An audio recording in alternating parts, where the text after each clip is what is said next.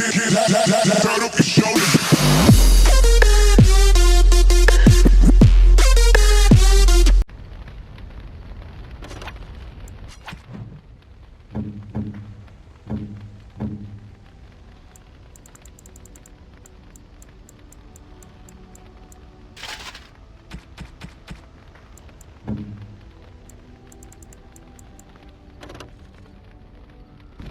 What? You found Flemeth's grimoire? But when I spoke of it to you, I did not truly hope... This is a most fortuitous event. You have my thanks. I will begin study of the tome immediately. I suppose something is deserved for all your efforts, is it not?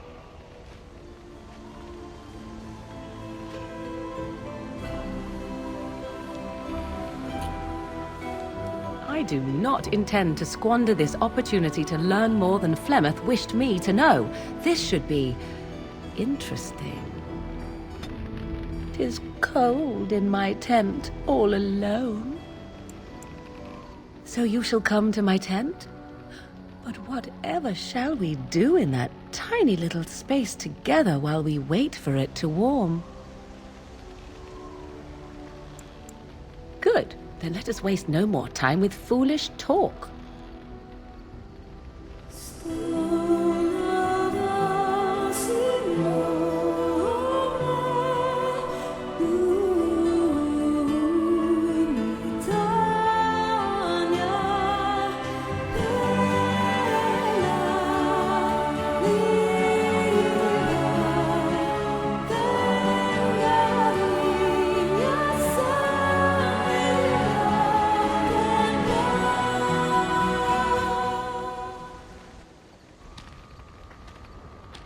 I see the stories they tell of Grey Warden endurance are not exaggerated. Indeed there are.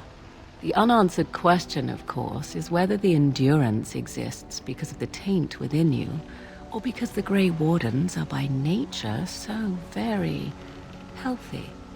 I enjoy the thought that 'tis a little of both.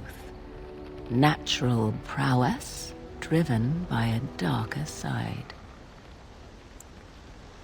That is entirely up to you. Simply know that I have no designs on your independence. I wish only to do what I desire, and if that coincides with what you desire, then so be it.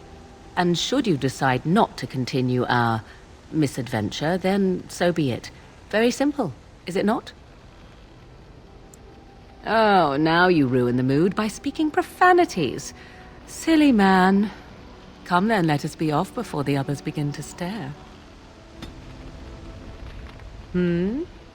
So, full of questions, are you?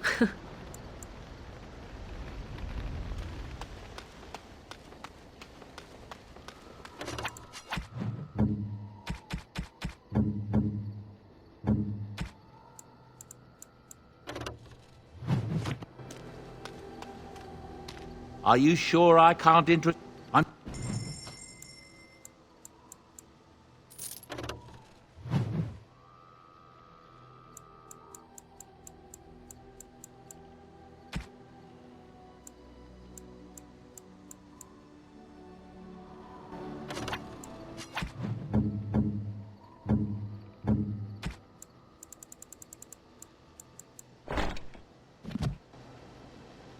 Are you sure I can't... I'm...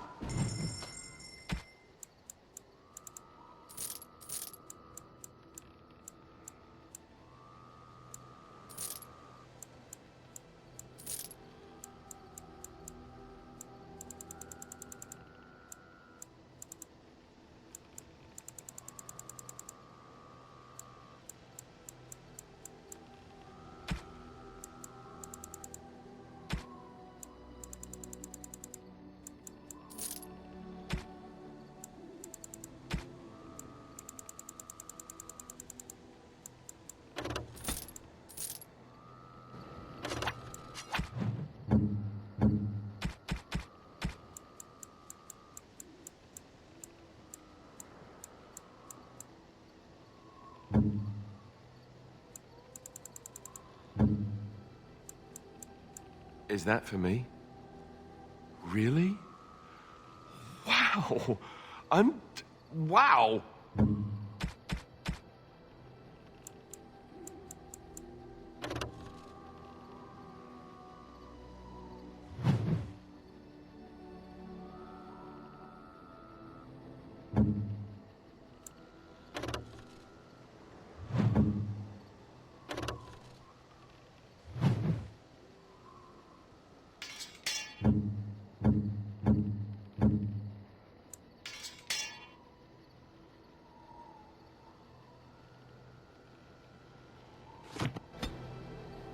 Something you need?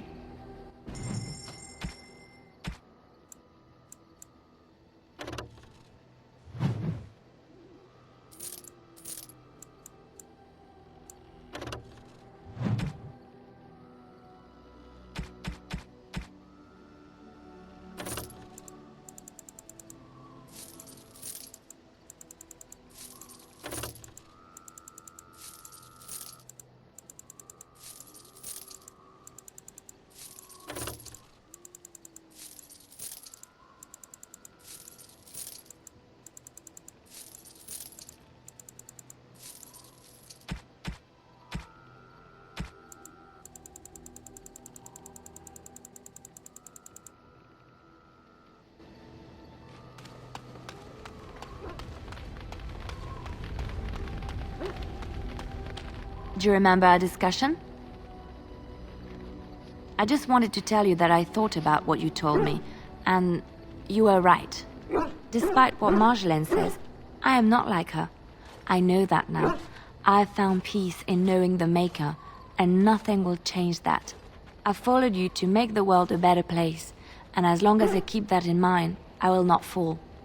Sometimes, it takes another to show us the truths we hide from ourselves.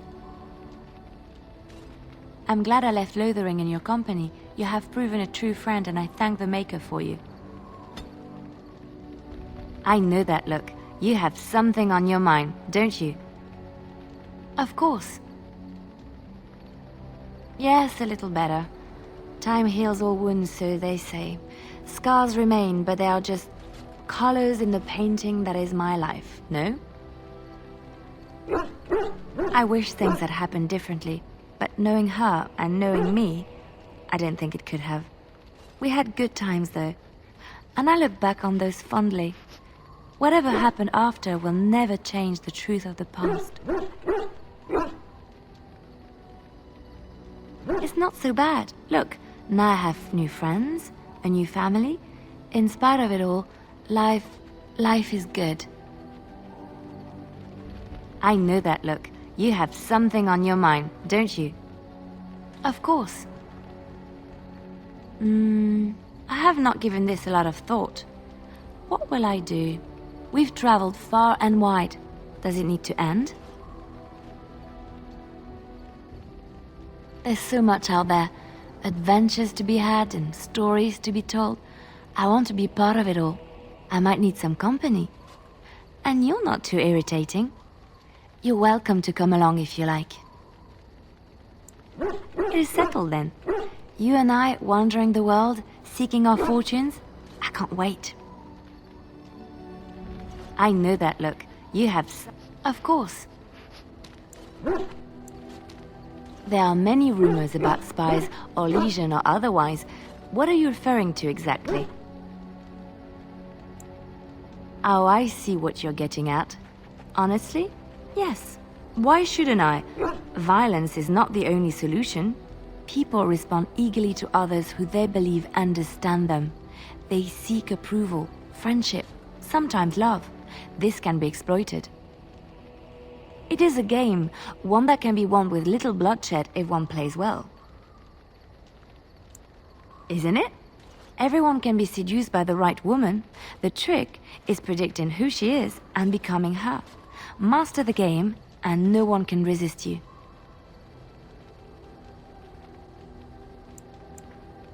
That is what they all say.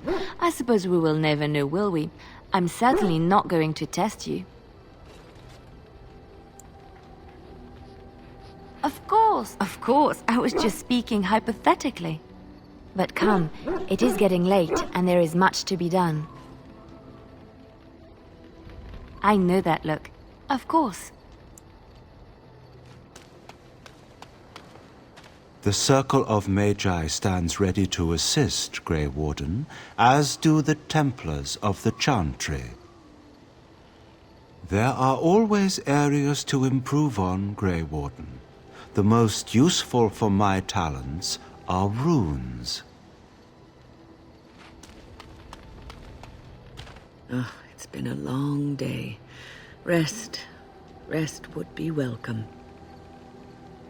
Yes, of course. I am just a little weary. As you may have noticed, I'm no spring chicken. Thank you. You're very kind to say so. But in all honesty, I do not know how many years I have left in me. I have lived for such a long time, but there is always something else to do. And I have to keep going in order to do it. I think I will be glad when I am done. Oh, I don't know. I really don't. Have you encountered many abominations, apart from the ones in the Circle Tower? Ah, yes, Connor, of course. The first time I saw an abomination, my blood turned to ice. It was months before the nightmares stopped. It was the knowledge that I could easily become one of them that frightened me the most. Every mage is vulnerable, no matter how accomplished or powerful. That is the first thing we learn, and overconfidence can lead to recklessness. One slip. All it takes is one slip, and everything you are is simply gone, replaced by madness. And there is no turning back, or at least that's what they say. Of late, I have begun to wonder if there is any way an abomination can be cured, or if a mage could be so possessed and still retain their sanity, their humanity. Yes, it is madness and cruelty that define abominations. If those are lacking, if the mage remembers the person they truly are, then they are not an abomination. I never saw that. Thank you for showing me another way of looking at it.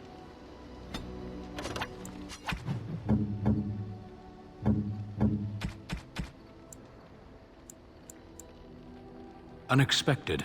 Thank you. Irving told me about how you became a Grey Warden, and that unpleasant incident that occurred prior to your departure from the Circle.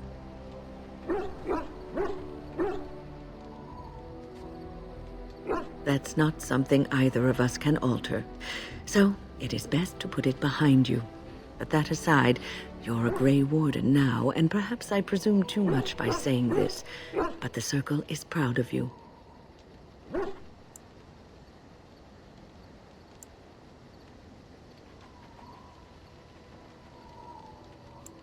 And perhaps you would be dead now. Thinking such things is neither productive nor good for your soul. You can agonize about how you should have been at the tower, or you can imagine that you weren't there because you had to be elsewhere. Sometimes it gives me comfort to think that everything will end up the way it's supposed to, that it will be all right. You were chosen. You survived the joining when others did not. Perhaps it was meant to be.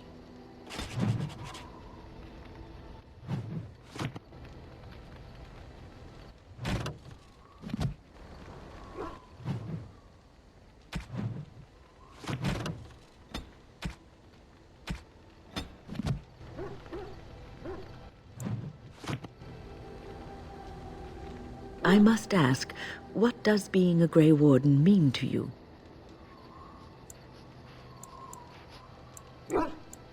There's that, of course. But there's more to being a Grey Warden than killing Darkspawn and saving the world from the Blight. Ultimately, being a Grey Warden is about serving others, about serving all people, whether elves or dwarves or men. As a Grey Warden, you are a guardian of men. and you guard them because their continued existence is more important than you are. Thus it is you who serves, not they. A good king, a true king who cares for his land, uses his power to rule firmly but fairly. He serves his people first and foremost. The king who does not do this, who believes that he is entitled to his power, who abuses it and uses it for his own means, is a tyrant. And the country suffers for it. If you live apart from others, and your actions affect only you, then you may do as you wish. But if you have power, influence, and strength, your every action will be as a drop of water in a clear, still pond. The drop causes ripples, and ripples spread. Think of how far they will go, how wide they will become, how will they affect the pond. But I've lectured enough for today. I should stop before I wear out my welcome. What's on your mind? Oh, yes, and thank you for asking. I'm feeling much better today. Well, thank you for your kindness, my dear. It certainly warms these rickety old bones. What's on your mind? Is something troubling you? No one said it would be easy. You are one of the 2 surviving Grey Wardens in Ferelden. You defend all of us, and much rests on your shoulders. It may not mean much to you, but thank you for having the courage to continue to fight.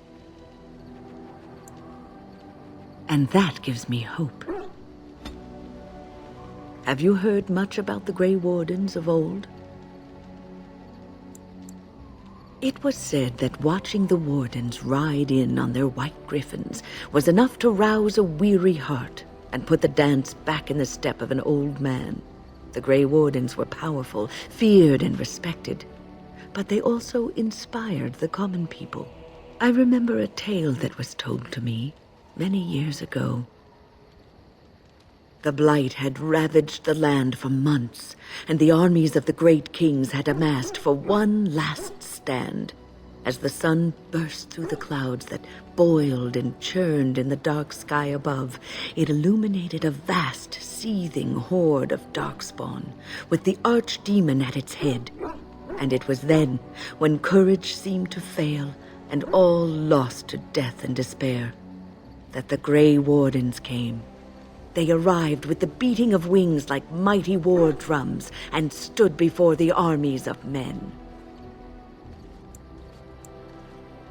The Grey Wardens, grim and fearless, marched forth, ever between the men and the encroaching darkspawn.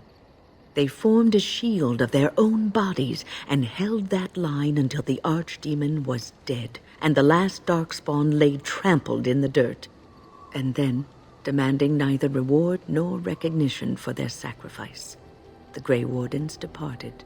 When the clouds finally rolled back and the sun shone full upon the blighted ground, the great kings knew that they had lost no men, and none of their blood had been spilled. This is a tale about no battle the Grey Wardens have fought, and yet about them all. They have always defended us from the Darkspawn, taking losses so we do not have to. People may have forgotten over the centuries, but nothing has changed. This knowledge has been blessing and burden to Grey Wardens past, and now it shall be your blessing and your burden. What's on your mind? No, you won't. Were you expecting an, "Oh, I'm sure you will. You'll have dozens of babies and die happy and old in your bed"? No, you won't. If I had said that, it would have been a lie, and I would have been doing you an injustice. You wonder sometimes, don't you? If your life would be better if you weren't who you are. When I was a young woman in the tower, I came to the realization that the circle would be my life, and I would know no other. Family, love, a simple life. These were things that others took for granted. that I would never have. It made me very moody. All I could think of was being trapped in that tower with no way out and no end in sight. I started hating my life and myself, and one night I found myself in the tower's chapel. I was seeking refuge, maybe answers. I must have looked tearful or made some noise, because the revered mother came out and decided to speak to me. And because I had no one else to talk to, I talked to her. I must have said many silly things, but she told me that the Maker puts us all on our paths for a reason, and fighting our intended course is what causes so much anguish.